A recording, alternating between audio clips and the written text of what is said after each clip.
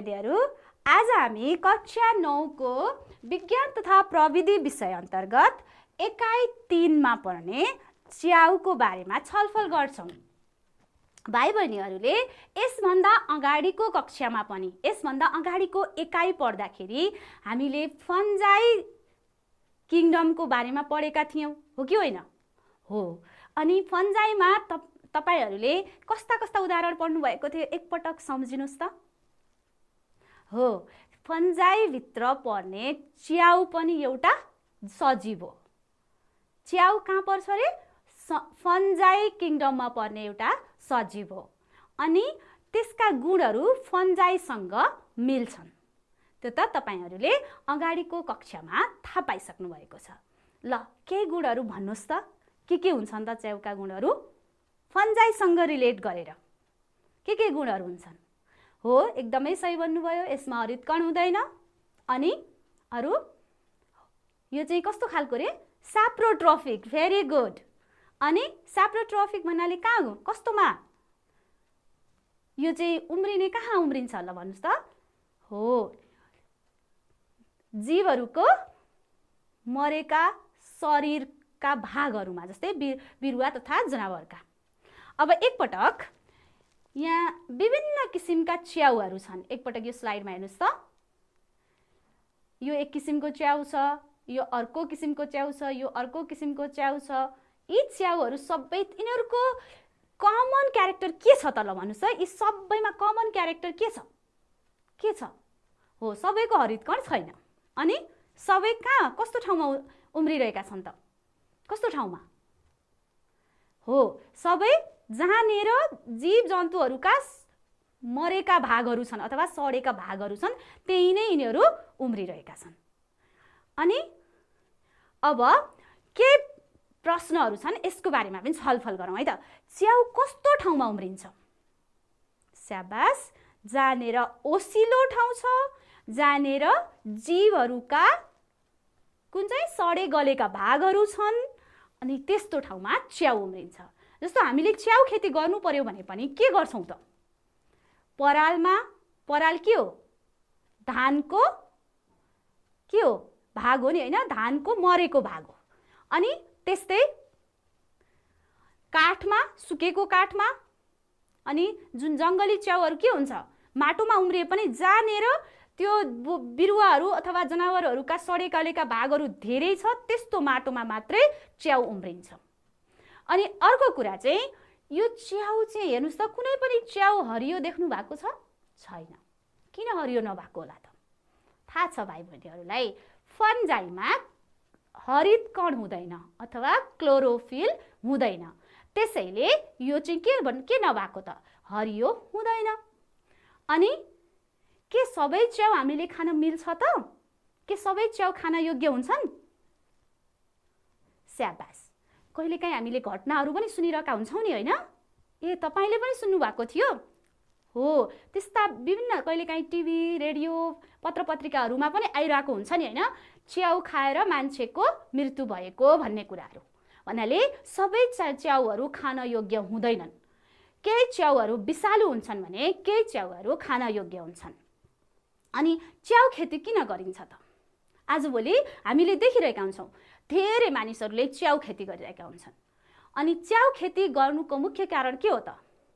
यो च्याउ खेतीबाट मान्छेले आफ्नो जीविकोपार्जन गर्नका लागि आय आर्जन गर्न सक्छन्।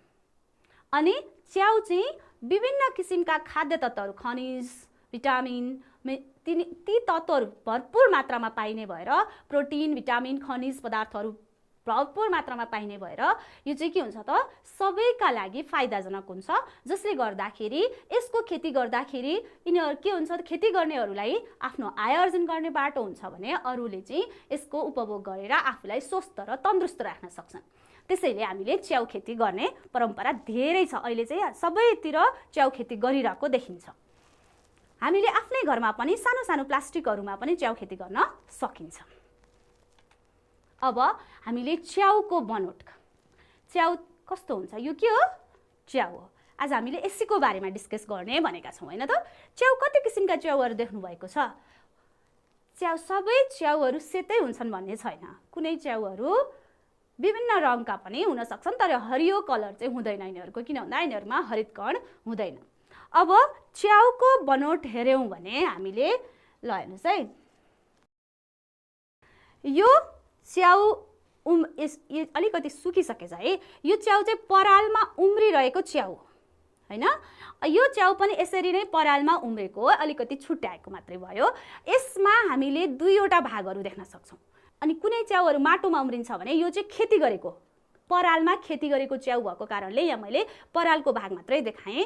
जुन यो भित्रपट्टिको भाग छ यो चाहिँ तलपट्टिको भाग, जुन चाहिँ माटोभित्र अथवा परालभित्र रहेको भाग छ, यसलाई चाहिँ हामी के भन्छौँ त, यसको भेजिटेटिभ भाग हो।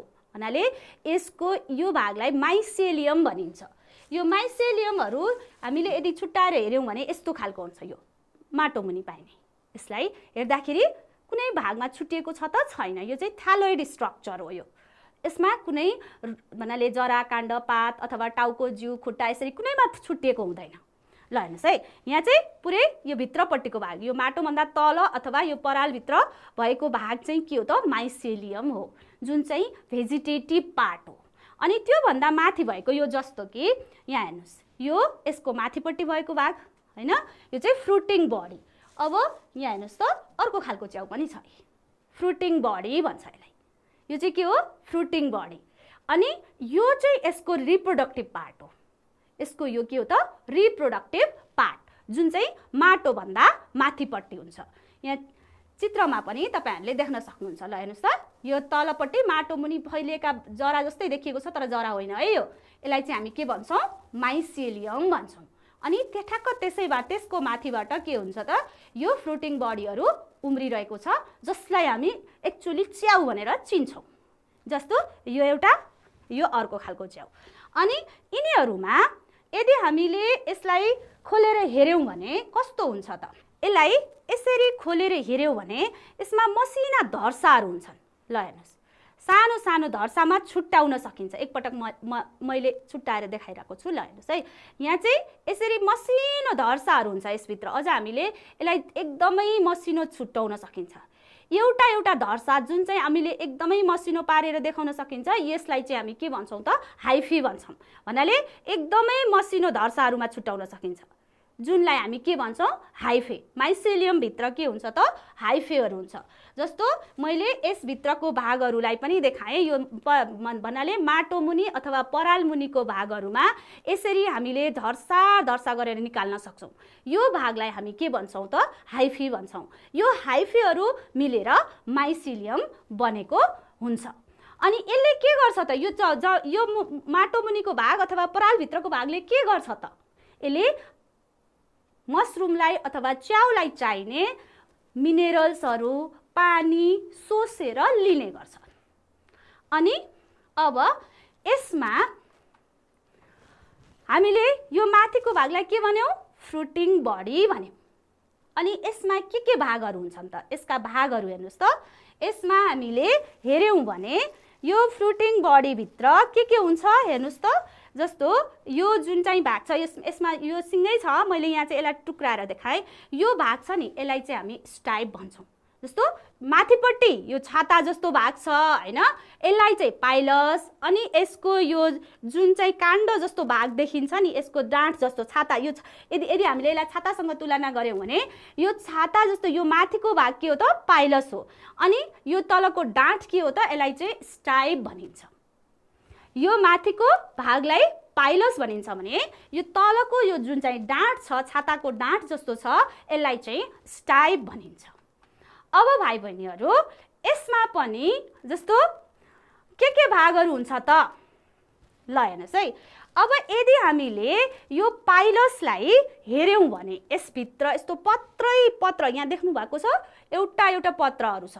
जस्तो यसमा पनि हेर्न सक्नुहुन्छ।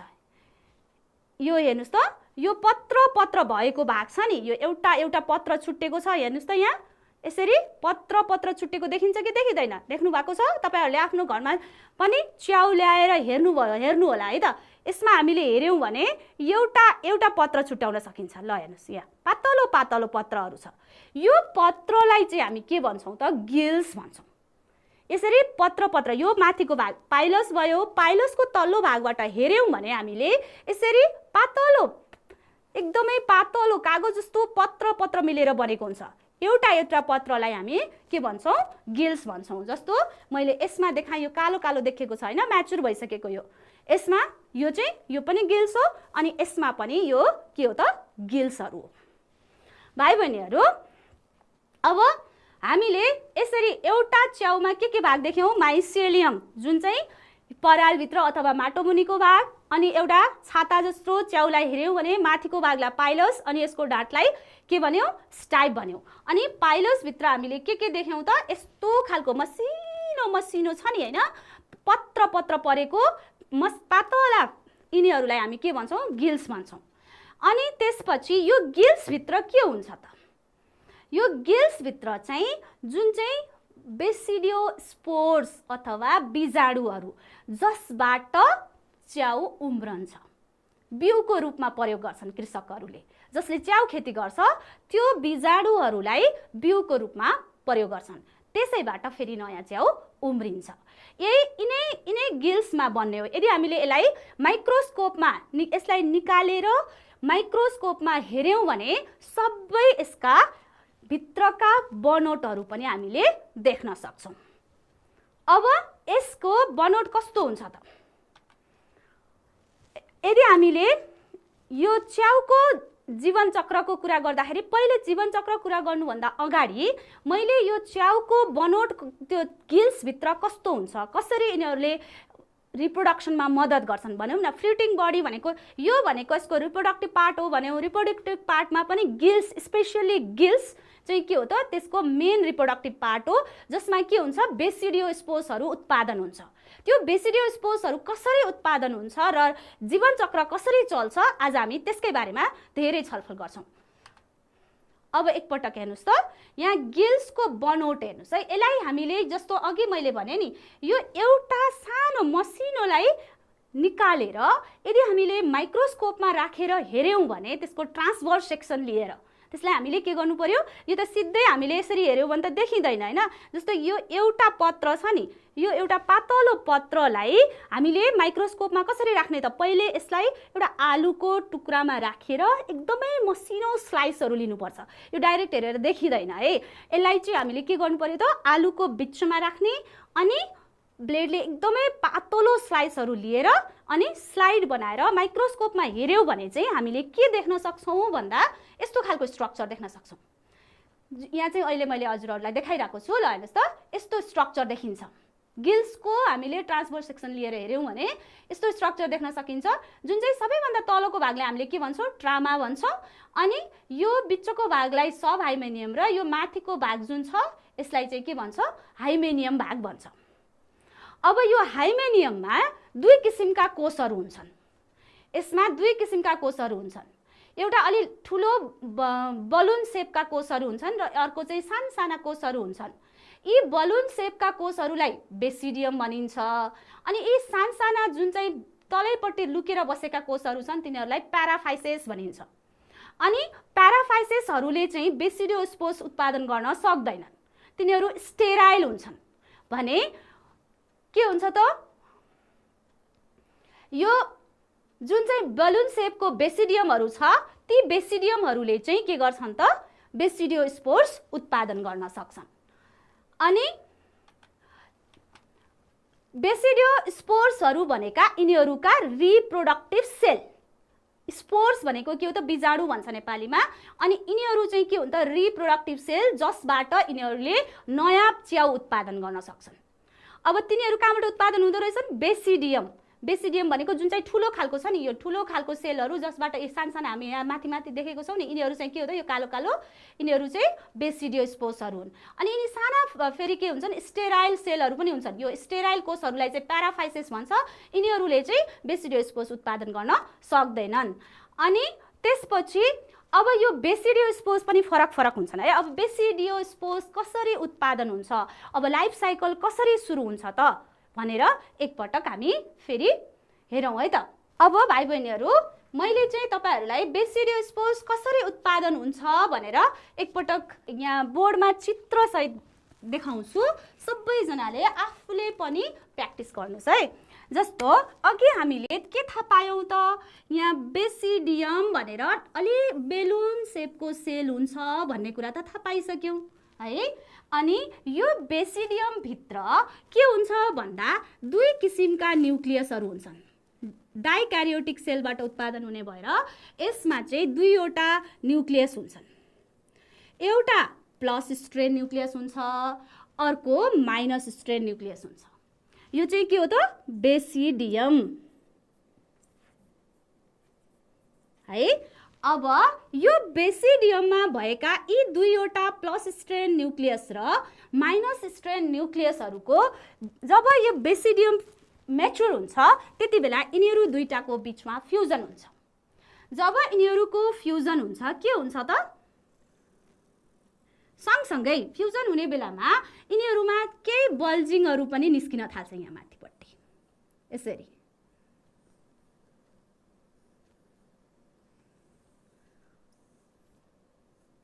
यो दुईटा न्युक्लियस फ्युज भएर यहाँ चाहिँ के भयो त, फ्युजन अफ यो प्लस स्ट्रेन न्युक्लियस र माइनस स्ट्रेन न्युक्लियस दुईटै फ्युजन भयो। अनि यहाँ चाहिँ डिप्लोइड न्युक्लियस बनिरहेको छ है। यहाँ फ्युजन भइसक्यो। अब फेरि के हुन्छ त, यिनीहरूको जब यो फ्युजन भयो अब यिनीहरू चाहिँ मियोसिस डिभिजन हुन्छ। यो न्युक्लियसमा मियोसिस डिभिजन हुन्छ। अब मियोसिस डिभिजन भनेको यो चाहिँ डिभाइड भएर चारवटा नयाँ न्युक्लियसहरू बन्छन्। यो डिभाइड भएर चारवटा नयाँ न्युक्लियसहरू बन्छ। सँगसँगै यो माथिको साइज पनि बढ्दै जान्छ, जसलाई हामी स्टेरिग्मा भन्छौँ। यिनीहरूलाई के भन्छौँ हामी, स्टेरिग्माटा। अनि यहाँ चाहिँ के भयो, अब यो डिभाइड हुन्छ भने नि मैले, यो पहिला फ्युजन हुन्छ अनि त्यसपछि डिभाइड हुन्छ, मियोसिस डिभिजन भएर चारवटा न्युक्लियस फर्म हुन्छ। फेरि यसमा चारवटा मध्ये फेरि के हुन्छ त, दुईवटा माइनस स्ट्रेन हुन्छ, दुईवटा प्लस स्ट्रेन हुन्छ है। अब त्यसपछि के हुन्छ त, यो प्लस स्ट्रेन र माइनस स्ट्रेन चारवटा न्युक्लियस जुन फर्म भएको छ यिनीहरू एउटा एउटा एउटा एउटा स्टेरिग्माटाभित्र छिर्छन् यसरी है। यसरी छिर्दै जान्छ। अब यसरी छिरिसकेपछि के हुन्छ त, अब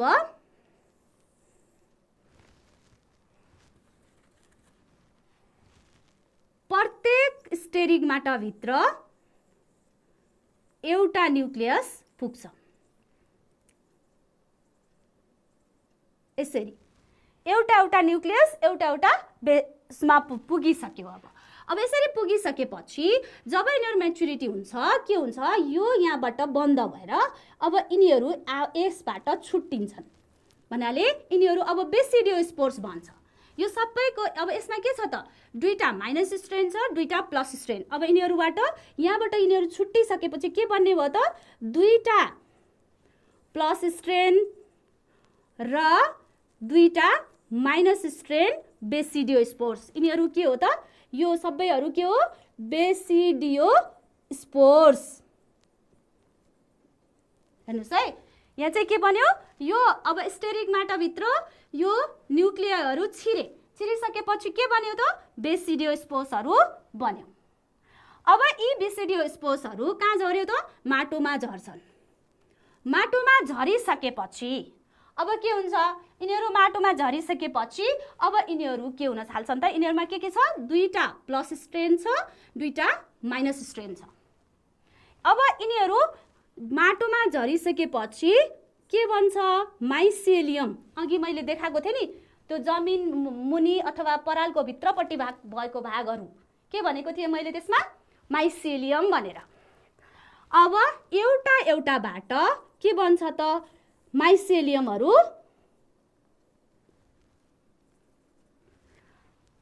उम्रिन्छन्। यिनीहरूलाई हामी के भन्छौँ, प्राइमेरी माइसेलियम। के भन्छ रे, प्राइमरी माइसेलियम। यसमा पनि एउटा प्लस स्ट्रेन एउटा माइनस स्ट्रेन, प्रत्येकबाट एउटा एउटा यसरी जर्मिनेट हुन्छ। अब यो जर्मिनेट भइसकेपछि के हुन्छ त, यिनीहरू दुईटाको बीचमा के हुन सक्छ, दुईवटा फ्युजन हुन्छ, प्लास्मोगमी टेक्स प्लेस भन्नाले अब बेसिडियोस्पोर्सहरू जर्मिनेट भएर प्राइमेरी माइसेलियम भयो। अब प्राइमेरी माइसेलियमहरू एकअर्काको नजिक आउँछन् अनि यसरी टाँसिन्छन्। टाँसिसकेपछि तिनीहरूको बिचको जुन सेल वाल हुन्छ त्यो चाहिँ डिसइन्टिग्रेट हुन्छ भन्नाले डिजल्भ हुन्छ अनि यिनीहरूले के गर्छन् त सेकेन्डरी माइसेलियम बनाउँछन्। पहिले के भयो त यो दुईटा सँगै आएर यसरी जोडियो। अब जोडिएको भागमा अब यसको के हुने भयो त, यो यसमा पनि एउटा न्युक्लियस छ, यसमा पनि एउटा न्युक्लियस छ, एउटा प्लस स्ट्रेन छ, एउटा माइनस स्ट्रेन। अब यो दुईटाको फ्युजन भइसकेपछि के हुन्छ त, डाइक्यारियोटिक न्युक्लियस भन्नाले एउटैमा दुईवटा कोष भन्नाले दुईवटा न्युक्लियस भएको फेरि के बन्छ त, डाइक्यारियोटिक माइसेलियम। के बन्छ, डाइक्यारियोटिक माइसेलियम बन्छ। यो चाहिँ के हो त, सेकेन्डरी माइसेलियम, जसलाई हामी डाइक्यारियोटिक दुईवटा न्युक्लियस भएको भएर के भन्छौँ रे, डाइक्यारियोटिक माइसेलियम अथवा सेकेन्डरी माइसेलियम भन्छौँ। अब यो सेकेन्डरी माइसेलियमबाट बल्ल के हुन्छ त, फ्रुटिङ बडी प्रड्युस हुन्छ। अब यसबाट बल्ल के निस्किन्छ त, च्याउ उम्रिन्छ। हामीले जुन खान्छौँ नि त्यो च्याउ चाहिँ अब बल्ल यसबाट उम्रिने हो। अब यसबाट के हुन्छ त, सुरुमा यसबाट सानो यसरी विकास हुन्छ, सानो निस्किन्छ, सानो बटन स्टेज भन्छ यसलाई। बटन स्टेजको मसरुम बन्यो अनि यही मसरुम ठुलो बनिसकेपछि हामीले के देख्छौँ त, जुन चाहिँ हामीले बजारमा किनेर ल्याउँछौँ अथवा देख्छौँ नि यस्तो खालको मसरुम। अब यसबाट मसरुम बन्यो अनि मसरुमको यहाँ चाहिँ के छ त, गिल्सहरू छ। यो गिल्सहरूमा फेरि के हुन्छ, यसरी बेसिडियम हुन्छ। त्यसरी यसरी यिनीहरूको लाइफ साइकल, यो चाहिँ के हो त, लाइफ साइकल अफ मसरुम कसरी हुँदो रहेछ। एकपटक यहाँ हेर्नुहोस् है भाइ बहिनीहरू, यो के हो, लाइफ साइकल अफ मसरुम। के भयो, मैले सबैभन्दा फेरि एकचोटि हेर्नुहोस्, यहाँ यो मसरुमको हामीले के बनोटको बारेमा पहिले छलफल गरिसक्यौँ, त्यसमा के हुन्छ भनेर। अनि गिल्सभित्र के हुन्छ भनेर छलफल गऱ्यौँ। त्यहाँ चाहिँ रिप्रोडक्टिभ पार्ट भनेको गिल्स हो, गिल्सभित्र पनि रिप्रोडक्टिभ सेल भनेको एउटा बेसिडियम हुन्छ। त्यो बेसिडियमभित्र के हुँदो रहेछ त, दुईवटा न्युक्लियस भएको। कसरी, यहाँ चाहिँ दुईटा प्राइमेरी माइसेलियम फ्युज हुँदाखेरि तिनीहरूको प्लाज्मा मेम्ब्रेन मात्र भन्नाले बाहिरको सेल मात्र फ्युज हुन्छ, न्युक्लियसहरू चाहिँ फ्युजन भएको हुँदैन। त्यसैले तिनीहरूमा दुईवटा न्युक्लियस हुन्छ, एउटा प्लस स्ट्रेन न्युक्लियस, अर्को माइनस स्ट्रेन न्युक्लियस। अनि तिनीहरू एकअर्कामा फ्युजन नभइकन बसेका हुन्छन्। त्यसैले यहाँ चाहिँ के भयो त, बेसिडियममा पनि दुईवटा न्युक्लियस छ, एउटा प्लस स्ट्रेन न्युक्लियस, अर्को माइनस स्ट्रेन न्युक्लियस छ। अब यिनीहरू जब म्याच्योर हुन्छन् त्यति बेला तिनीहरू दुईवटाको बिचमा फ्युजन हुन्छ। फ्युजन भइसकेपछि यसमा के भयो त, डिप्लॉइड न्युक्लियस बन्यो, प्लस स्ट्रेन र माइनस स्ट्रेन फ्युज भएको। अनि त्यसमा सँगसँगै के हुन्छ त, सानो आउट ग्रोथ पनि डेभलप भइरहेको हुन्छ। अनि त्यसपछि यो चाहिँ के हुन्छ, मियोसिस डिभिजन हुन्छ। मियोसिस डिभिजन भइसकेपछि चारवटा न्युक्लियसहरू फर्म हुन्छ, जसमध्ये दुईटा प्लस स्ट्रेन, दुईटा माइनस स्ट्रेन हुन्छ। अनि प्रत्येक न्युक्लियस एउटा एउटा स्टेरिक माटाभित्र छिर्छ। एउटा स्टेरिक माटाभित्र छिरिसकेपछि त्यो स्टेरिक माटाले के गर्छ त, त्यो चाहिँ पेरेन्ट सेल जुन बेसिडियम छ त्यसबाट छुट्टिन थाल्छ, त्यहाँ चाहिँ बन्द हुन्छ। अनि एउटा बेसिडियोस्पोर्स उत्पादन हुन्छ, जसबाट हामीले एउटा बेसिडियमबाट चारवटा बेसिडियोस्पोर्सहरू उत्पादन भएको देखिन्छ, जसमध्ये दुईटा प्लस स्ट्रेन हुन्छ, दुईटा माइनस स्ट्रेन हुन्छ। अब प्रत्येक बेसिडियोस्पोर्सहरू जब माटोमा खस्छन् अथवा हामीले खेती गर्दैछौँ भने के गर्छौँ, पराल अथवा काठमा छरिदिन्छौँ। छरिसकेपछि के हुन्छ त, त्यसलाई चाहिने आवश्यक कन्डिसनहरू जस्तो मोइस्चर अनि त्यसलाई चाहिने अन्य वातावरणहरू फेभरेबल भएको बेलामा मात्रै, जस्तो हामीले जङ्गलमा उम्रिने च्याउहरू पनि वर्षायाममा मात्रै देख्छौँ नि, किन, त्यति बेला तिनीहरूलाई ओसिलो ठाउँ चाहिन्छ। धेरै मोइस्चर चाहिन्छ, टेम्परेचर अलिकति हाई भएको हुनुपर्छ। त्यसैले हामीले वर्षायाममा धेरै बोट बिरुवाहरूमा अथवा हामीले कोठाहरूमा पनि च्याउ उम्रेको देखिन्छ। अनि बोट बिरुवाहरूमा पनि विभिन्न खालका च्याउहरू उम्रेको देखिन्छ, जमिनमा पनि च्याउ उम्रेको देखिन्छ, गोबरमा पनि च्याउ उम्रेको देखिन्छ। कहिले देखिन्छ त? धेरै जसो चाहिँ गर्मीयाममा जब के हुन्छ, रेनी सिजन सुरु हुन्छ अथवा वर्षायाम सुरु हुन्छ, त्यति बेला धेरै देखिन्छ। त्यो चाहिँ कारण के रहेछ त? तिनीहरूलाई त्यति बेला फेभरेबल कन्डिसन हुन्छ, मोइस्चर हुन्छ अथवा ओसिलो ठाउँहरू धेरै हुन्छ, तापक्रम पनि उनीहरूलाई चाहिने खालको तापक्रम हुन्छ, चाहिने मात्रामा खाद्य तत्त्वहरू उनीहरूले पाउँछन्। त्यसैले त्यति बेला यिनीहरूको अब बेसिडियोस्पोर्स जर्मिनेट भयो। बेसिडियोस्पोर्स जर्मिनेट भइसकेपछि के हुन्छ, तिनीहरूले प्राइमेरी माइसेलियमहरू फर्म गर्छ। यहाँ चाहिँ के गरेछ, प्राइमेरी माइसेलियमहरू छुट्टा छुट्टै उम्रिँदाखेरि अनि त्यसपछि ती दुईटा प्राइमेरी माइसेलियमहरू एक आपसमा फ्युजन हुन्छन्। फ्युजन भइसकेपछि अनि बल्ल तिनीहरू के हुन्छन् त, के हुन्छ, तिनीहरूको बाहिरको भाग मात्रै भन्नाले त्यहाँको साइटोप्लाज्म मिक्स हुन्छ, तर त्यो दुईटै न्युक्लियसहरू चाहिँ त्यसमै बसिरहेको हुन्छ। भन्नाले एउटै कोषमा दुईवटा न्युक्लियस हुन्छ, एउटै कोषमा के हुन्छ त, दुईवटा न्युक्लियसहरू हुन्छ। अनि ती न्युक्लियसहरू पछि के हुन्छ, हामीले दुईटा न्युक्लियसहरू सँगै के गर्छ भने हामीले फ्युजन भएर बस्न त सक्दैन अहिले, किन अलरेडी त्यता तिनीहरू त जस्ट के छ, साइटोप्लाज्म मात्रै फ्युजन भएको, तिनीहरू छुट्टा छुट्टै नै हुन्छ। त्यसैले त्यस्तो अवस्थामा दुईवटा न्युक्लियस एउटै कोषमा भएको भएर त्यसलाई चाहिँ हामीले के भनेको त, डाइक्यारियोटिक सेल भन्छौँ। भन्नाले क्यारियोटिक भनेको, क्यारियो भनेको न्युक्लियस हो अनि डाइ भनेको टु, त्यसैले डाइक्यारियोटिक सेल फर्म हुन्छ, जसलाई हामी सेकेन्डरी माइसेलियम भन्छौँ। सेकेन्डरी माइसेलियम भन्छौँ। अनि यी सेकेन्डरी माइसेलियमहरूमा चाहिँ के हुन्छ त, दुईवटा, जस्तो यहाँ चित्रमा पनि हेर्नुहोस् त, यो दुईटा फ्युजन भइसकेपछि एउटै सेलमा दुईवटा न्युक्लियसहरू छन् हैन, एउटै सेलमा दुईवटा न्युक्लियसहरू छन्। अनि यो त्यसपछि के हुन्छ त, हामीले यसलाई सेकेन्डरी माइसेलियम अथवा द्वितीय माइसेलियम भन्यौँ। यो माइसेलियमहरूमा जब अनुकूल तापक्रम हुन्छ, आर्द्रता हुन्छ, त्यसपछि यसले चाहिँ के गर्छ, फ्रुटिङ बडी डेभलप गर्छ। के हुन्छ, फ्रुटिङ बडी, जुन चाहिँ हामीले अलरेडी मैले देखाइसकेँ। यसलाई चाहिँ हामी के भन्छौँ त, फ्रुटिङ बडी भन्छौँ। यसबाट अब जसलाई हामी खाने च्याउको रूपमा लिन्छौँ। यिनीहरू सुरुमा के हुन्छ, मैले यहाँ चित्रमा पनि देखाइसकेँ, सानो गोलो गोलो हुन्छ, पछि गएर यो के हुन्छ त, ठुलो च्याउ भनेर देखिन्छ। भाइ बहिनीहरू, हामीले अब यो परिपक्व च्याउलाई चाहिँ विभिन्न परिकारका रूपमा प्रयोग गरिरहेका हुन्छौँ। विभिन्न किसिमका च्याउहरू पाइन्छन्।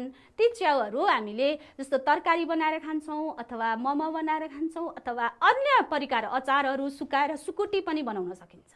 यसरी हाम्रो यो च्याउको लाइफ साइकल पनि अरू जीवजन्तुहरूको लाइफ साइकल जस्तै यसरी नै कम्प्लिट हुन्छ। यसमा चाहिँ सेक्सुअल र असेक्सुअल, जस्तो यहाँ चाहिँ जुन हाम्रो यो दुईवटाको फ्युजन भयो नि, यसलाई चाहिँ हामीले सेक्सुअल रिप्रोडक्सनको रूपमा लिन्छौँ।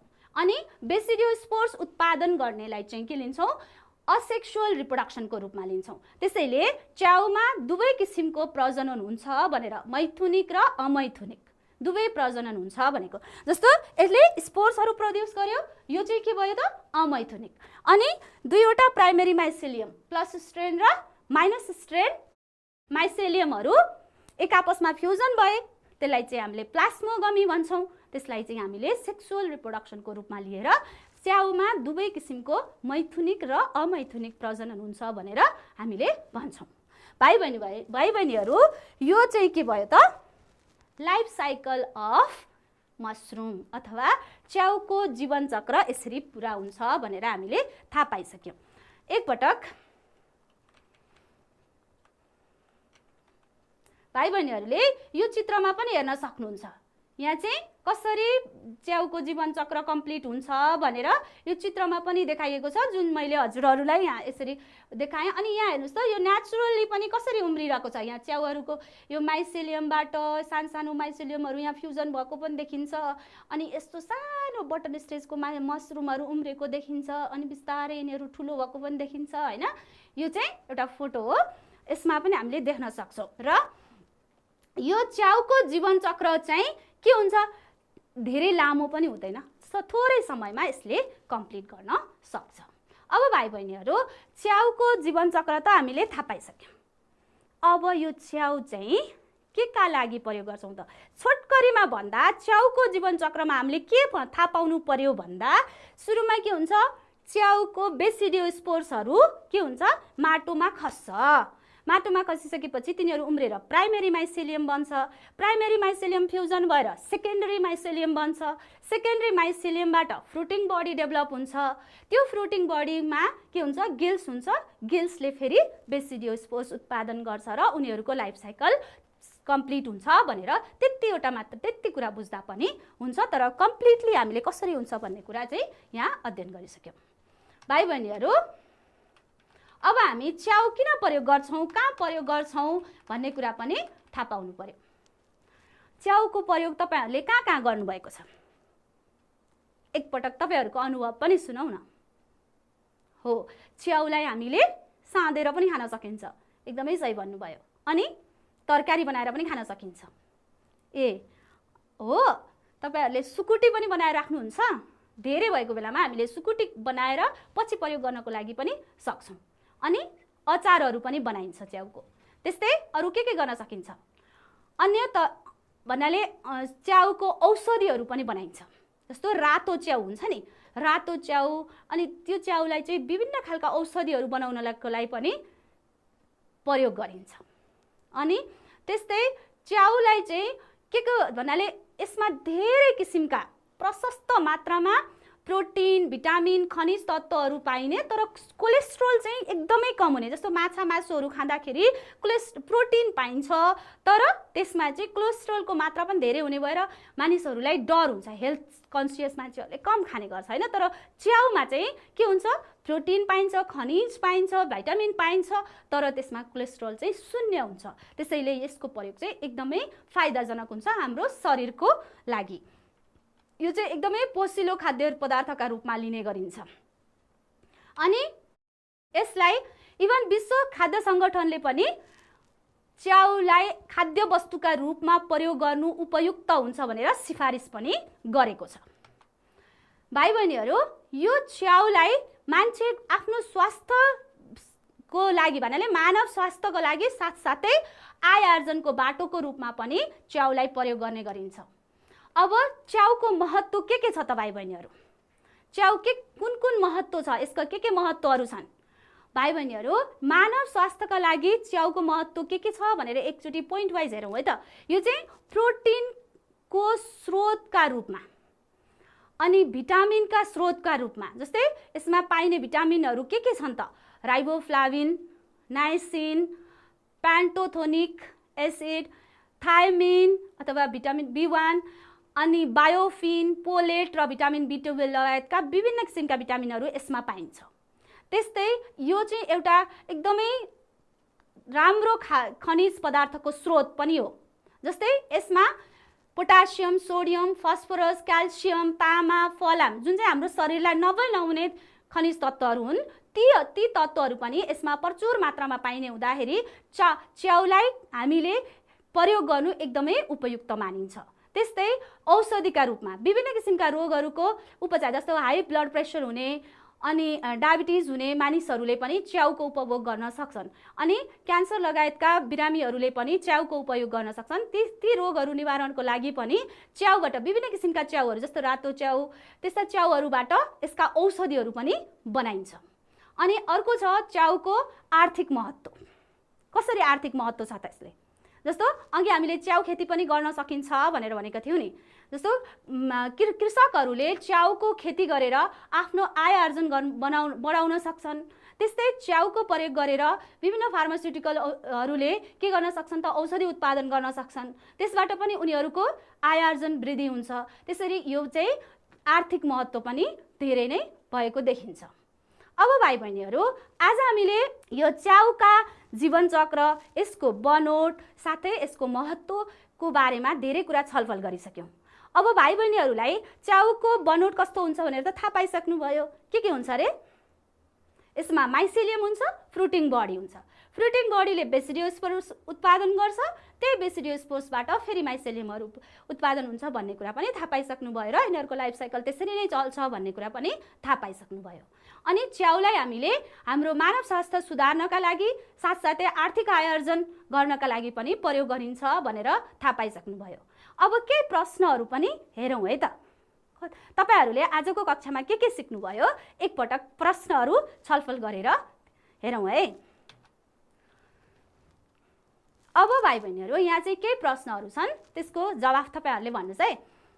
प्रश्न नम्बर क मा के छ? सही उत्तर छान्नुपर्ने छ है। च्याउलाई मृतपोजीवी अथवा साप्रोट्रफिक जीव भन्नुको कारण कुन हो?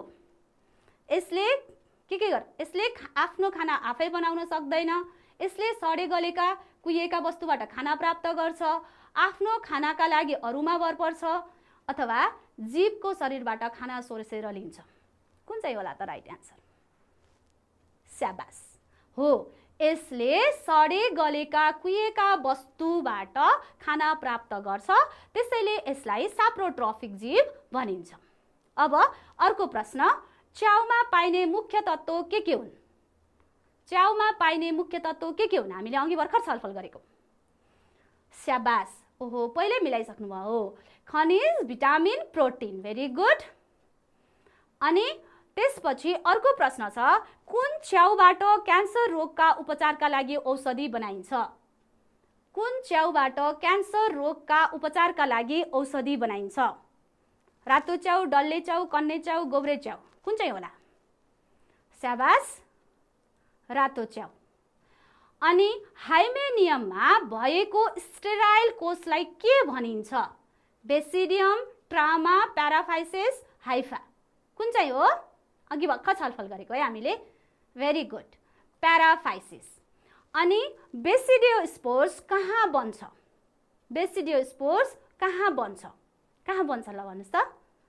हो, very good, that is basidium. ल भाइ बहिनीहरूले आजको कक्षामा धेरै कुरा सिक्नुभयो च्याउको बारेमा। अब अगाडिको कक्षामा फेरि हामी यही च्याउको बारेमा केही बाँकी भएको भाग, च्याउ खेती कसरी गर्ने भन्ने कुरामा छलफल गरौँला भन्दै आजको कक्षाबाट म बिदा हुन्छु। धन्यवाद।